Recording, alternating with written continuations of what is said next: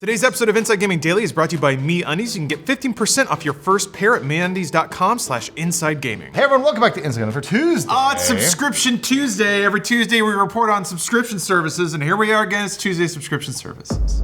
It's been a long tradition. But here we are. While Sony has sold a lot of PlayStation 4s this generation, Microsoft has been beating it badly in another area. Yes, the console wars are back, but they're in streaming form. When it comes to the Xbox Games Pass service, Phil Spencer has bragged that it's got millions of subscribers. Millions, Spencer. Meanwhile, poor old PlayStation Now, which is Sony's streaming competitor to Game Pass, hasn't really done so great. As of earlier this year, it only had 700,000 subscribers.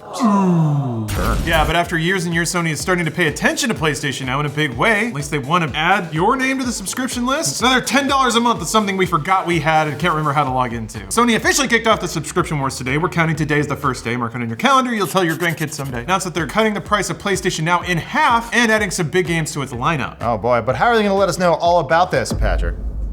Well, they're rolling out a big marketing campaign to promote their beefed up cloud streaming service, including the first ever PlayStation Now TV spot. What? On television? That thing everyone's watching right now? That's how you know it's real, it's on TV. Patrick, you move the spring to the left, you're fully behind it. Go. It shows all of our favorite characters. You got Kratos, you got Nathan Drake, and some generic video gamey looking characters dropping out of a plane into a neighborhood. It's not even real game characters. Gunman, Soccer Boy. Play duos with me, Nathan Drake. I will. You can, it's me, Nathan Drake. So in a blog post, PlayStation Network VP Grace Chen wrote that they're taking the service to the next level. I love when they say that. Level up. Are you ready to take this relationship to the next level? Give me money. You mean like it costs half as much? Is that what you mean? No. Oh. This is my way of saying I want to see other people.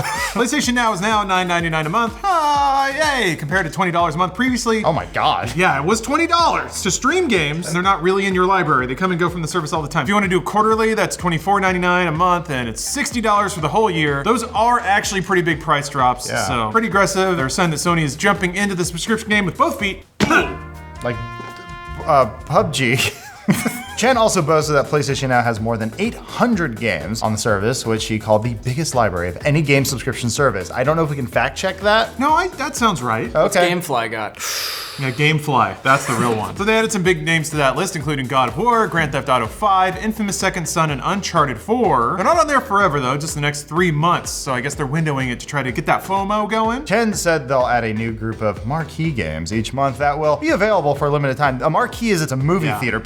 Years ago, people would all go in this one room to watch a giant screen and watch a movie together. Then a guy behind you would fall asleep and the person in front of you would be on their phone, and people got really sick of it, so they would just stay home and watch stuff. And all the theaters like, why ain't anyone coming no more? Buy our $25 popcorn. So why is this a big deal? Because Sony is seeing its competitors beef up their own subscription offerings, and it's trying to keep up. So let's take a second to talk about the context this is all happening in. Most noticeably, their most direct competitor, Microsoft, has been focusing a lot of attention on Game Pass and making it better deal for consumers. Yeah, what are they releasing right now, Patrick? They are releasing some of their exclusives like Gears 5 and Halo Infinite simultaneously on the service. Unlike PlayStation Now, which is still sticking to more of a greatest hits lineup from a few years ago. Also, unlike PlayStation Now, you can download games to your console off Game Pass, so you don't have to worry about streaming lag. Oh, that's nice. Or compression. The other interesting angle about that is you can stream from your Xbox using Xbox console streaming. Still not in wide deployment, but that's also something, so. Is that extra? Yeah, well, no, it's actually not. It's tiny. Xbox game streaming includes xCloud and console streaming. xCloud is like PlayStation Now, where you stream from Microsoft from a select library. Console streaming is whatever your library is. You can stream that to your phone anywhere you are. It's the best way to play games. He's right. Streaming to your cell phone on a console game. I need to know if Master Chief's the hero or not. He is. Voodoo Vince is back. Who? So Microsoft has also drawn on its big catalog of old and newer games to fill out Game Pass. Backwards compatibility is one of the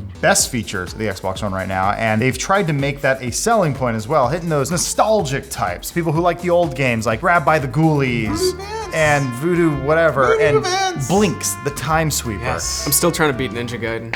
Who? Not to mention the fact that Game Pass is available on PC too, but in fairness, so is PlayStation Now. Still kind of different though. Yeah. PlayStation Now is still streaming. Game Pass, you can download games and play them, and they added Bloodstained, so that's cool. Do you have a Bloodstain?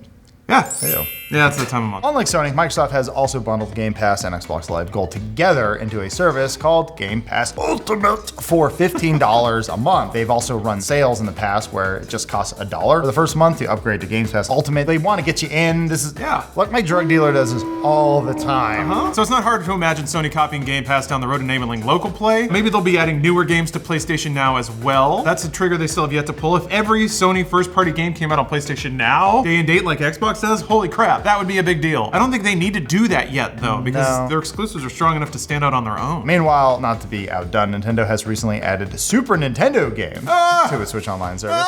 While it's more similar to PS Plus and Xbox's games with gold, I'm gonna kill myself with this alliteration, it seems like Nintendo is intent on adding a bunch of its back catalog to the service to make it more attractive to potential subscribers. It's weird. It's like a mashup of an online subscription service along with a smattering of old games that are added somewhat regularly, although Nintendo said going forward they won't release games on a regular schedule. I mean, they're too busy suing ROM sites into the ground. Yeah, well, I mean, that's why. Yeah, like, what do you mean it can fit on a thumb drive? Oh!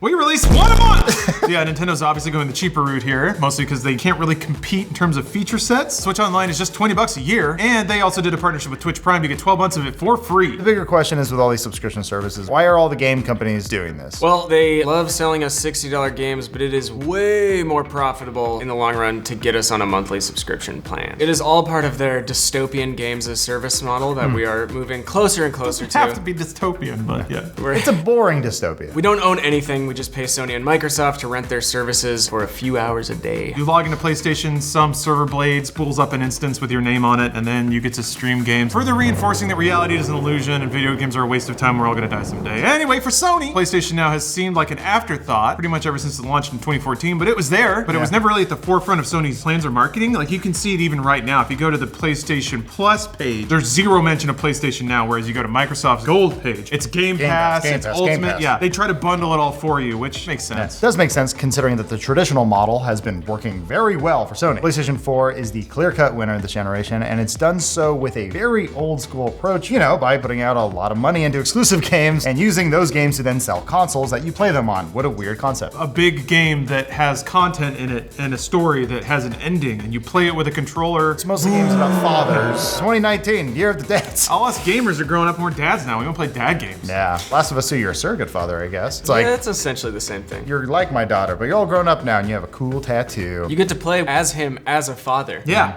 It was the first Very dad exciting game. stuff. Kratos was a dad. Yeah. His son. A boy. Well, no. Like God of War 1 Kratos. Yeah, Peepaw? His family just died like before the game even started. yeah, he killed him. Oh. Spoiler. Yeah. Greek tragedy. They turn into ash and they bind to his skin. That's the Greek tragedy. Ares like, hey, go attack this village. Ares like, yes, I will destroy this village. And it's like, Behind the curtain, just at no point anyone's like, Kratos, does this place look familiar? No, I will kill everything inside. Kick the door down blindly, swing around. Oh, I killed my family. It's like, Kratos, you're home. That was rough back in Greek times. It's even more rough now because now we have all these subscription services to sort of sift through. We take this news to signal that Sony is now taking subscriptions a lot more seriously. yeah, and the fact that Sony is cutting the price of PlayStation Now this much seems to be a correction, getting it in line with Game Pass and other services that cost, around the $10 a month mark. That seems to be the sweet spot unless you're Disney and you can afford a loss for a little bit just to kill Netflix with 1,000 cuts. The other elephant in the room that we haven't even mentioned yet is Google Stadia. It actually comes out next month. And Stadia is offering a few free games a month, but they haven't given a whole lot of details about that. They have definitely tried to say it's less of a subscription service and more of a storefront. The big selling point with Stadia is that you won't actually need to own your hardware, or at least most of it. You need controller, you need the dongle. television, you need a couple things, but you don't need to buy the $400 box. You just stream directly from Google's data centers, but still, like PlayStation Now, we don't know if that's gonna be good or not. How Stadia performs in the wild is still very much up in the air, and some people who have tested it said that latency is still an issue. It's still noticeable. Surprise, surprise. The advantage that Sony and Microsoft have, though, is that they're already in the ecosystem. They're in our ecosystem. In our hearts. So if we own one of their consoles, which I think a lot of people do, that's a big plus. That's actually a hurdle that Google Stadia still has to overcome, getting people to sign up for a brand new service from a company that is kind of known for dropping big ideas. Microsoft has their own streaming service too, right? They do. You may have heard of it. It is called Project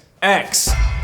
Wow. And that is in the works too. It's no coincidence that all of these services are rolling out or getting a fresh coat of paint just in time for the holiday season. Santa, which subscription service is right for me? Oh boy, that's a tough question, Timmy. Because it's more than just video games, really. There's a bunch of subscription services that are rolling out in the coming months. And they're not all video games, they're still competing for your eyeballs and your wallet. Disney Plus also arrives next month, boasting the Marvel, Star Wars, Disney, and Pixar libraries, as well as a bunch of new shows that are in the works. Yeah. Mandalorian, that's there. They got me. I'm gonna pay for it just to see Werner Herzog in Star Wars. I'm gonna pay for it 1 month, watch that series, and then cancel it. The dual backs go across the sand. Hope I remember to do that. The Empire is a trivial thing. It's just a dot little thing. I look at the stars and wonder why this rebellion, why God's it matters. eye as it flies through the surface. Finish the script. And then there's also HBO Max that's coming next year. Oh, also NBC Universal is coming out with its own streaming service next year as well, which will be the only place you can watch The Office. That seems to be their one trump card. So obviously, the question in the room is how many are too many subscription services? Now is too many. 2 or 3? Yes. 5. Theoretically, when you're paying for something you never use, that's too many, and a lot of people are already there. I mean, a lot of us probably have a few streaming video services we subscribe to, not to mention PS Plus, Switch Online, Xbox Live Gold, possibly a music service like Spotify, Google Play Music.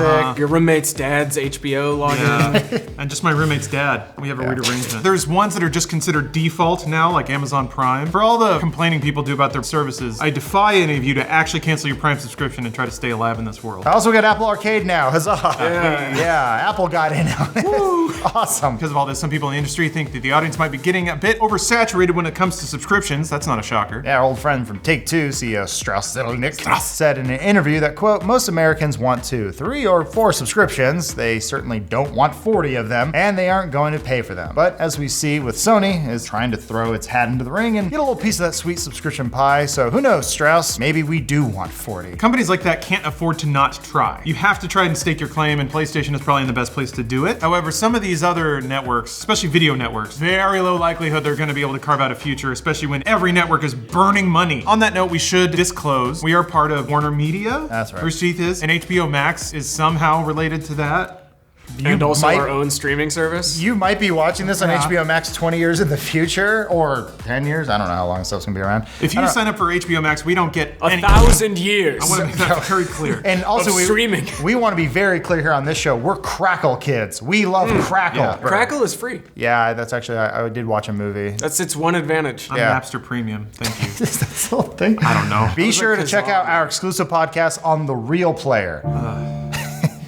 It's on the Winamp website. Today's episode of Inside Gaming Daily is brought to you by MeUndies, because when you're at home and you're grinding through all of your subscription services trying to justify that price, let's be honest, we know how that's going to happen. You're going to be there on your couch in your underwear just covered in Dorito crumbs and cracker dust. But you need to be comfortable, because those crumbs can get really aggravating if they get into the wrong places.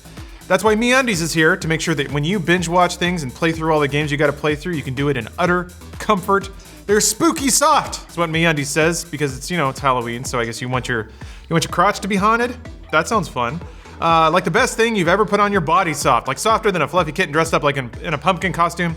Softer than the brains zombies love to eat. I guess that is quite soft, actually. Brains are not that hard. Softest undies known to man, they claim. They're also available in sizes extra small to 4XL, so soft for all. And to put the boo in booty, MeUndies also has a spooky prints, Halloween prints. You can get bats on your junk. Who doesn't want that? And we have a special offer for you guys. If you go to MeUndies.com/InsideGaming, you can get 15% off your first pair, free shipping, and a 100% satisfaction guarantee. That means when you get those goats all around your nethers, MeUndies promises they're gonna be good to you. So once more, that's MeUndies.com/InsideGaming for 15% off your first pair, free shipping, and a 100% satisfaction guarantee. Thank you, MeUndies, for keeping us swaddled in comfort while we waste our lives watching subscription service programming. A broader audience that maybe isn't so technically savvy, doesn't need that razor-sharp gamer response time of 5 milliseconds. But even if they tackle that, there's still the really big issue. Games. Aha! Yes, that's an issue, right? So, what's the deal with that? As anyone in the industry will plainly tell you, it's games that move systems, duh.